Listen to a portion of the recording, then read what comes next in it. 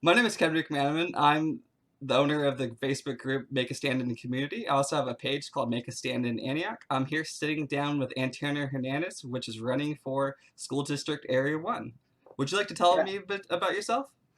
yeah. Thanks for having me on here, Kevin. I just want to double check.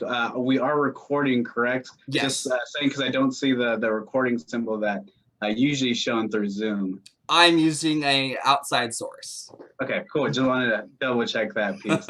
Yeah, no, but I'm excited to be here with you, Kevin. Again, my name is Antonio Hernandez. I'm a candidate for the Antioch Unified School District Area 1. I'm running because I love Antioch. I've lived in Antioch for a real long time. My family moved here about 25 years ago. They chose Antioch to be the place that they settled.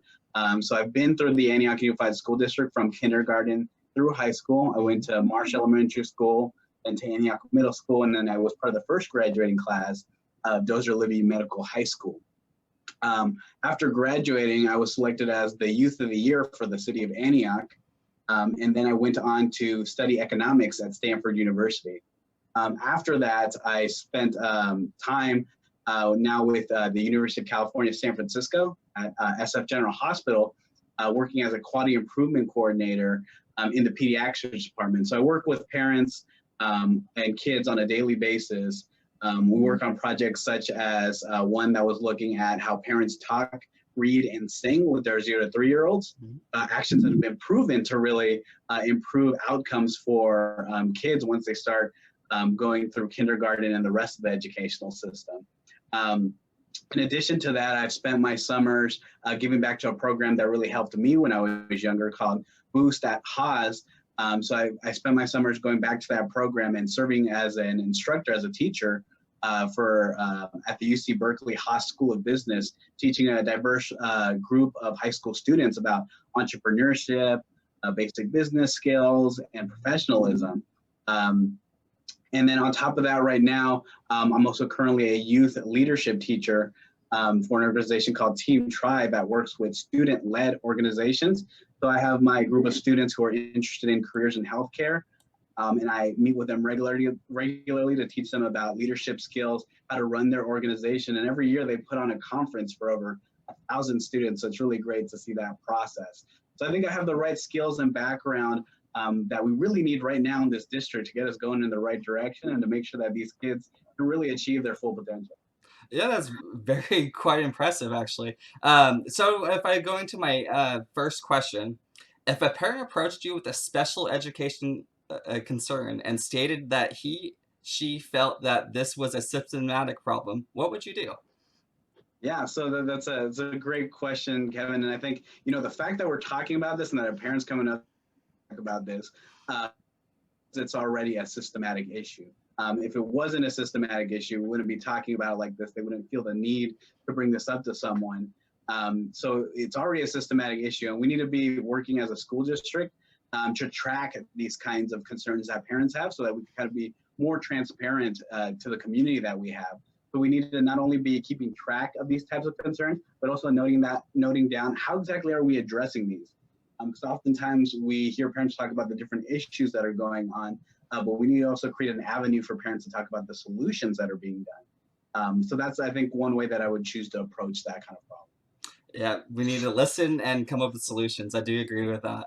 The next question I have for you is when you have when you have learned that some school district members are in non-compliance with IDEA, which is Individuals with Disability Educational Act, which is a federal law, how would you like to see it handled? What are some ideas you have to prevent issues from becoming systematic? So this kind of trickles in from the last question that I was asking. Yeah, definitely. So I think the real key piece here to remember and to think about this issue here is that this is really a resource problem at the end of the day, not a personnel problem. All of our teachers and staff here really do want the best for our students, and the conversations that I've had with our teachers really show that their heart is in the right place.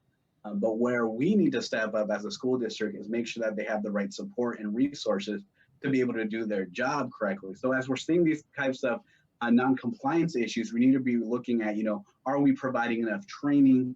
Are we giving these teachers the resources that they need to handle these challenges? Do they feel equipped to handle these challenges? If not, how can we better do that? And again, I think we need to continue to track these kinds of things that are happening and be able to point to specific solutions of how we're resolving those things. Because we really do have great teachers here. They just need that support to really be able to do their jobs exactly how they want to do them. Exactly. I'm 100% behind our teachers as well. Um, our next question is, besides attending a school board meeting, what can or will you do as a BOE director to hear parent concern? Yeah, so I definitely think about two things when you say this. I think first, similarly to what we've been talking about, is really making sure that we're tracking the things that our parents and our teachers are saying to us, because I think I hear a lot of the time in the conversations I've been having is you hear parents, teachers, and students talk about an issue that they have to talk about, another problem that they're experiencing. But if we're not keeping track of those, then it's very easy to forget about them. It's hard to follow up on those. So by keeping track of the things that people are saying, we can create better systems of accountability there that we can share out with the community. And the other really big piece there that I really think about when you talk about, hearing parent concerns is we have a really diverse set of families here in this district, Mm-hmm. and not everyone speaks English. And so we need to make sure that we're increasing our language accessibility. We have many families who speak and write in languages other than English. Um, and myself as a bilingual English Spanish speaker here in the school district, I think about some of my time going through the Antioch Unified School District back when I was like an 8-year-old registering for school at Marsh Elementary. My parents speak primarily Spanish, and they have challenges with English. So oftentimes I was there translating this paperwork, translating the things that people were saying during the school registration process. And that's a lot to ask of an 8-year-old. And my story is not unique. There's a lot of other students and people, classmates I have who've shared similar experiences. And so we need to be making sure that our parents here have access to materials that are in the language that they understand. And not only that, we need to provide interpreter services to help facilitate these discussions and engagement of these parents in the school district. So, thinking back again on my experience, I think about like our parent-teacher conferences, where oftentimes when my parents would meet with the teachers who don't always speak Spanish, all the teacher can say is he's doing good and give 2 thumbs up, and that's as far as that conversation can go. But we can empower our teachers and give our teachers the tools that they need to kind of really take these conversations to the next level by giving them access to telephone interpreters, perhaps video interpreters that speak the languages of our community, languages like Spanish, like Chinese, like Tagalog, and a ton of other languages that exist here in this community, because it's entirely too much to ask of our teachers to have them learn new languages just to talk with our families here. And I've seen the way that this type of language resources can really make a huge difference through the work that I do at SF General Hospital. We did a really big push in the pediatrics department to increase the access to telephone interpreters, increase access to video interpreters. And we've seen just great results of parents feeling like they're part of the healthcare process for their kid. They feel more welcome. They feel like they're a team member.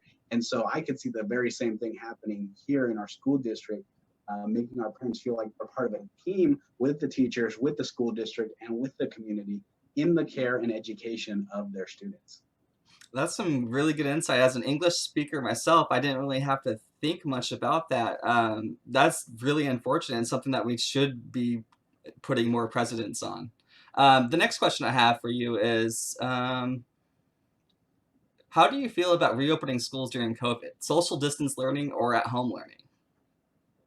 Yeah, so that's a great question. And it's right. It's on the minds of everybody right now. And I think this is a really, such an important place where I think my background in healthcare is a really huge asset that we're going to need here in the school district as we move forward. Our first priority as a school district should be getting our kids back into the classroom safely. And the real key word there is safely. If we can't do it safely, then we really need to rethink what we're doing in that regard. And so, because one of the biggest concerns that I have is that we need to make sure that we're not going to end up disproportionately impacting for the students that are already struggling with education and that may now face even more struggles as we do things like distance learning. So as a community, we really need to be thinking about how we're prioritizing our actions. Mhm. We need to make sure that what we're doing is on a daily basis is helping, curtail this global pandemic so that we can get our kids back into school because, I mean, the research out there shows that there's a lot of developmental milestones that could potentially be lost if kids are not engaging socially and in person through classes. With that said, we also need to kind of look at the different opportunities that exist Mhm. here during this time. Like I've been saying, we have such a diverse set of families here who have a lot of different lifestyles. Not every parent works from 9 to 5. Some parents are home all day. Some parents work night shifts. And for some families, things like distance learning have been a huge blessing for them and has been a way of engaging their students a lot more. And so we really need to be taking a look at the different ways that we're offering education and really looking to adapt these to meet the needs of our community rather than try to apply like a one size fits all solution. Overall, I really think we need to be nimble as a community here and really looking to what the public health experts are saying, what our teachers are saying, and most importantly, what our community is saying when it comes to getting our kids safely back into schools. I agree. What are the educational strengths in your district?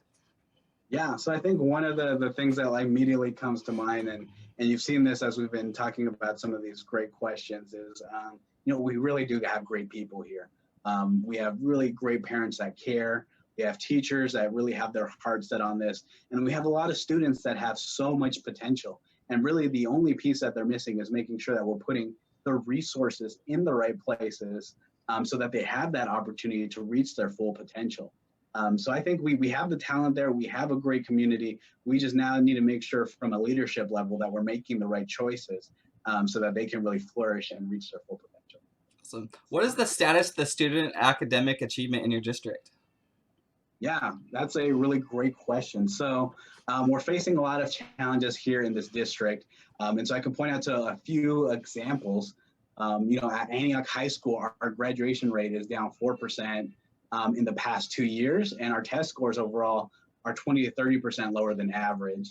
At Antioch Middle School, we can see that we're seeing similar stats where our English language arts and math scores are also 30% lower than the state average.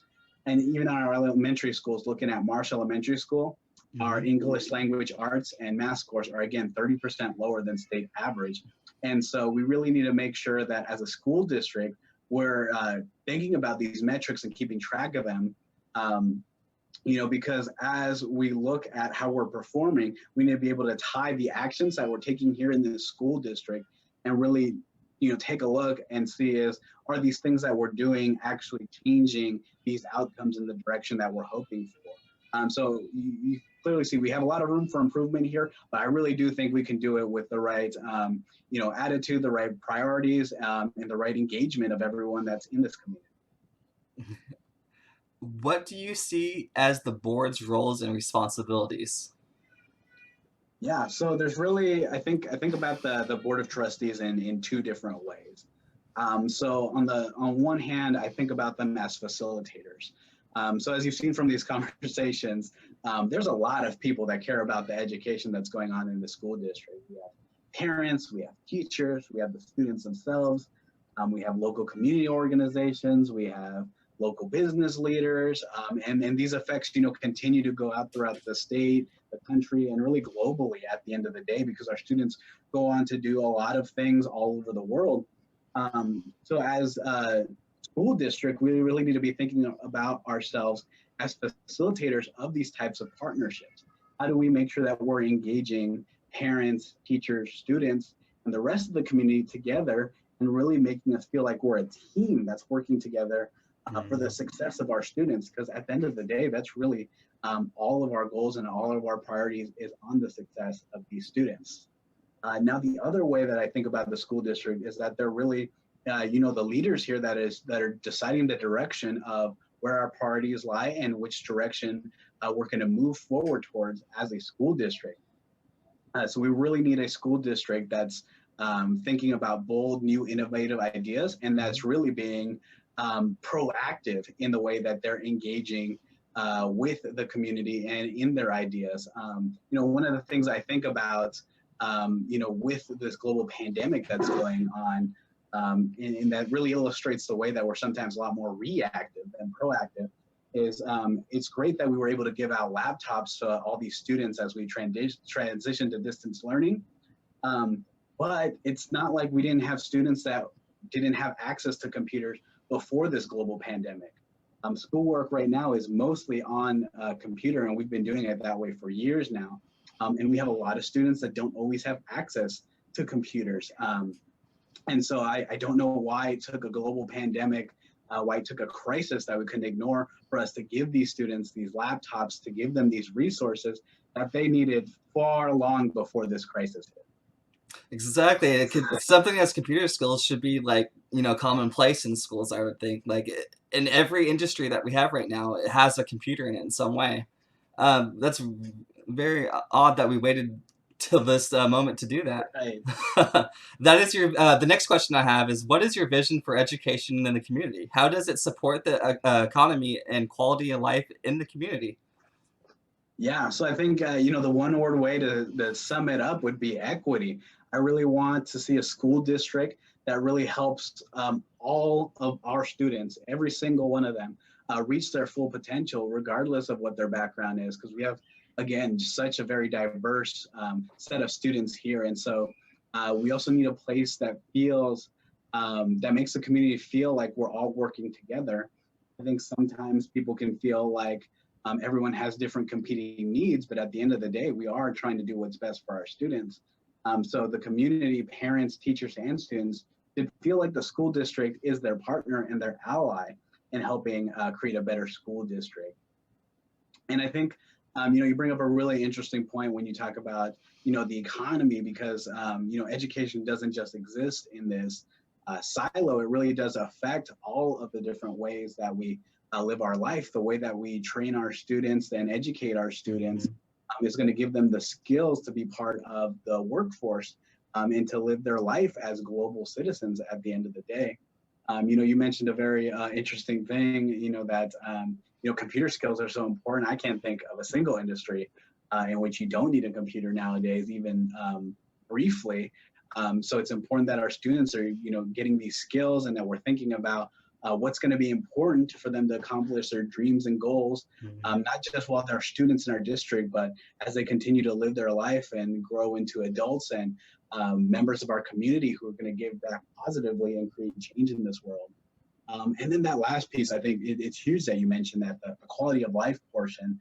And as someone that works in healthcare, I think it's one thing that's been very clear is that health and education really are inseparable. They both have such a large effect on each other. So, as we're thinking about how we're delivering this education, we also need to be thinking about, how we're providing access and resources to help kids with their health through things like mental health counselors, therapists, just making sure that they're getting their health in order.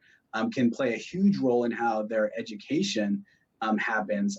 Our Surgeon General here in California, Nadine Burke Harris, has made it her mission to really address adverse childhood experiences, which have been shown to have such a huge role in the way that students engage with the education system and in their health over their entire lifetime. So it's no secret that education plays a big role in the quality of life that our students have. And so by keeping that in mind, I think we can make smarter decisions that can help our students live a long and happy life. I think so as well. The next question I have for you is, how will you engage the community to improve public schools in the district? Yeah, so I think one of the ways that we can continue to engage the community here in the school district is, again, by making sure that we're being accountable as a school district and keeping track of the messages that are being shared with us as a school district. Right now we don't really have a great way to keep track of all those things and let the community know that we're listening to them. Right now, if 100 teachers said that they need more of a certain school supply, we don't have a place where we can look as a community and be like, hey, look, 100 teachers just said this. Maybe we need to work on this. But I think, some of the steps that we can take is to create areas, on our school website where people can share these kinds of comments, and we can really keep track of that kind of accountability. I think one of the easy steps we could take even right now is publishing our public comments that happen during these school board meetings. Right now, we're getting them submitted digitally, so we have the written record, and so we those out. People can look at that.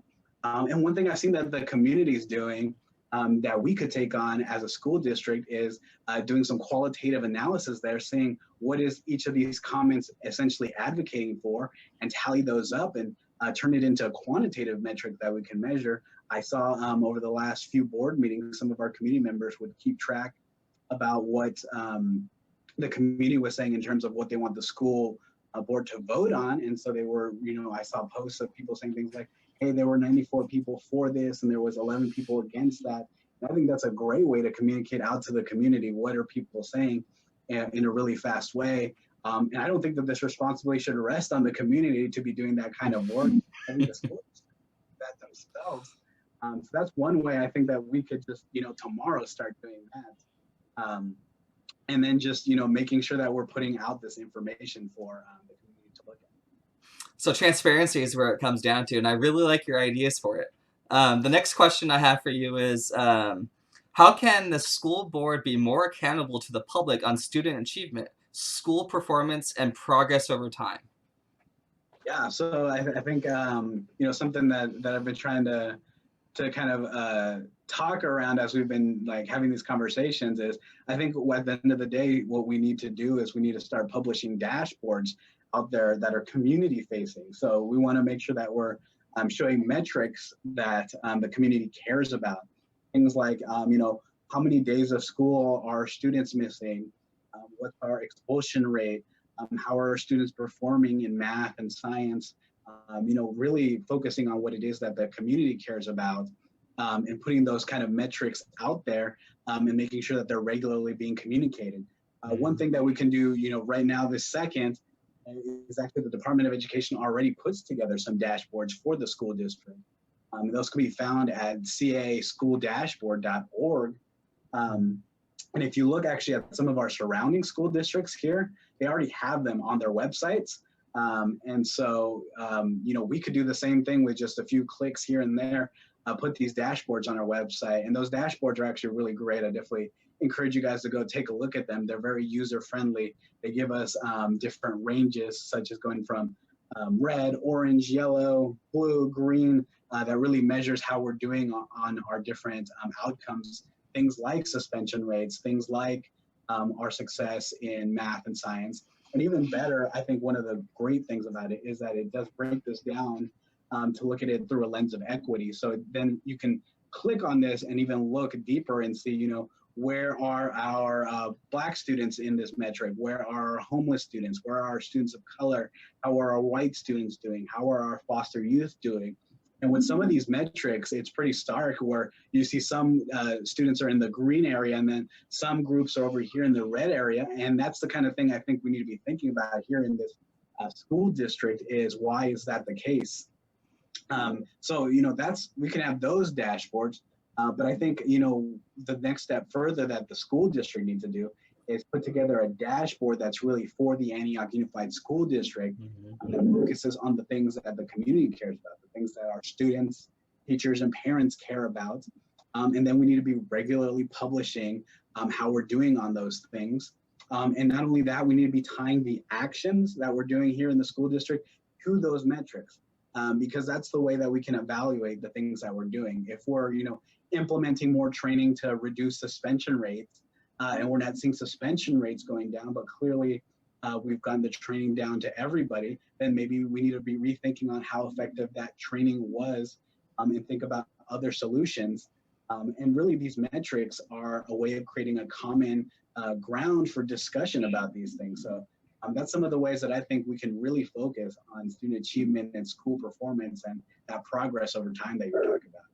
I'll provide that link below that you did give out, so people could click on it and check it out themselves as well. So the last question I Awesome, that'd have, be great. oh yeah, awesome. For the last question I have for today, for you today is, what is your view on merit pay for teachers? Do you believe in using incentives to attract highly effective teachers, or teachers in shortage fields such as math and science?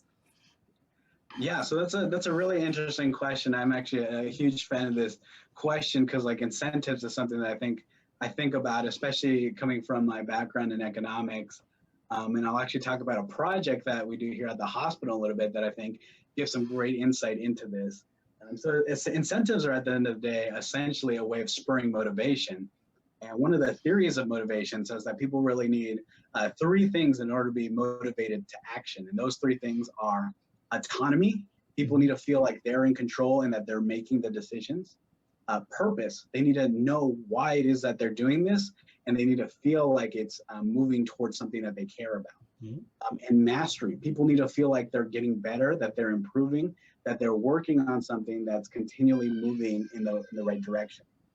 So when I think about incentives, I think we might have a place for them, but we want to make sure that it's that we're empowering these teachers to be the ones to set the goals with the and objectives with these, so that they feel like they have these three pieces that are really core in spurring motivation. And so, in my work at SF General Hospital, we actually do a program that sounds a lot like this, where we actually give incentives to our resident physicians here for metrics and programs that they put together themselves. So they decide on what they think is most important to improve the outcomes for our patients. They set the goals, they plan it out. And then, if they meet their own goals, then we provide them with incentives. And we've seen the way that when we empower people, we've gotten really great outcomes from that. It'd be interesting to think about ways of applying maybe a similar type of model here in Antioch, because to me, it sounds like it might be a great way to empower some of our teachers. Yeah, especially if they set the goals themselves, it'll make them want to achieve them more instead of fire underneath them.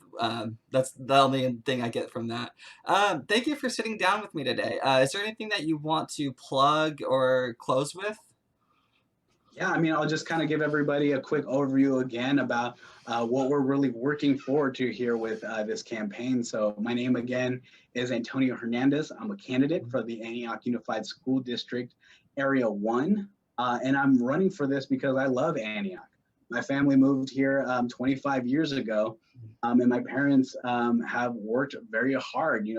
My dad is a dishwasher at Red Lobster, and my mom's a fry cook at Jack in the Box, and they've been doing that for over 15 years.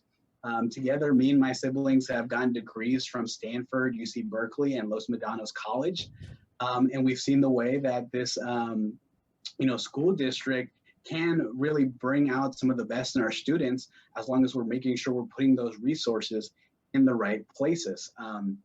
So some of the things that we really want to focus on with this campaign is focusing on school safety by getting to the root of the problems that are going on. Things like food insecurity, housing insecurity, access to trusted adults. I'm trying to prevent problems that are going to happen not just right before they happen, but I want to prevent problems that are going to happen a year from now, 5 years from now, 10, 15, 20 years from now.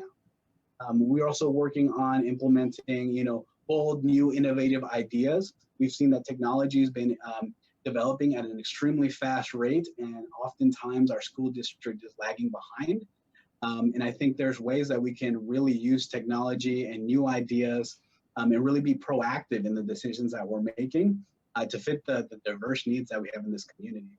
And most importantly, the cornerstone of our campaign here is equity. Really thinking about the ways that our different groups of students are being impacted by the education that we have. We've seen clear achievement gaps going on among some of our students, and we need to be working to address those achievement gaps. So some of the work that I do at SF General Hospital, we actually break down our metrics by different racial classifications and by different patient classifications, things like our Black patients, our Indigenous patients, our homeless patients. And the way that we focus on these projects, such as increasing vaccination rates, is we target one group in particular. And a lot of the research has shown, and I've seen it happen, at SF General Hospital, that when you focus on one group, not only does it narrow that gap, but it actually improves outcomes for every single group. But just because we're focusing on one particular target group doesn't mean that we're ignoring everyone else, because in fact, everyone actually ends up benefiting.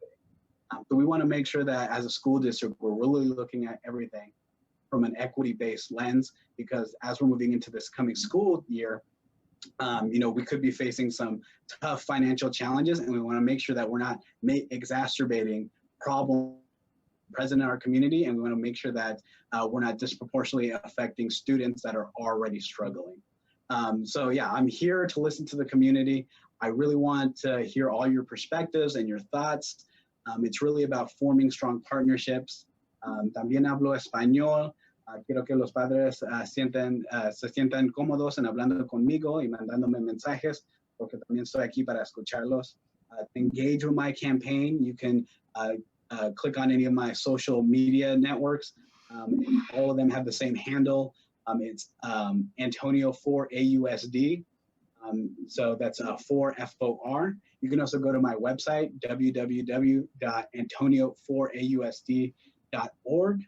I'm really looking forward to hearing from all of you. I think this is going to be such a great way for us to really help our students reach their full potential. And I know we can do it if we work together as a community. Also has something to plug as well. JAR is presenting a Young Voters event. JAR is a nonprofit group that has recently through recent events. What they want to do is invite every candidate that is running for office within Antioch to this event to speak with the young voters so they could sway their decisions. And yeah, I just wanted to let you know that we're inviting you to that event.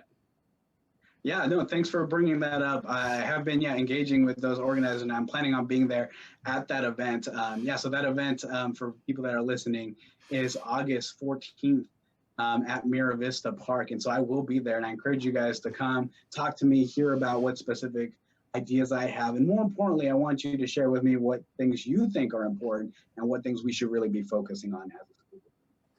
Thank you for sitting down with me, Antonio. I wish you very good luck on your campaign. Yeah, thanks so much, Kevin. This was a lot of fun. Happy to do it. I'm looking forward to the day that you get your own talk show, man. Maybe one day.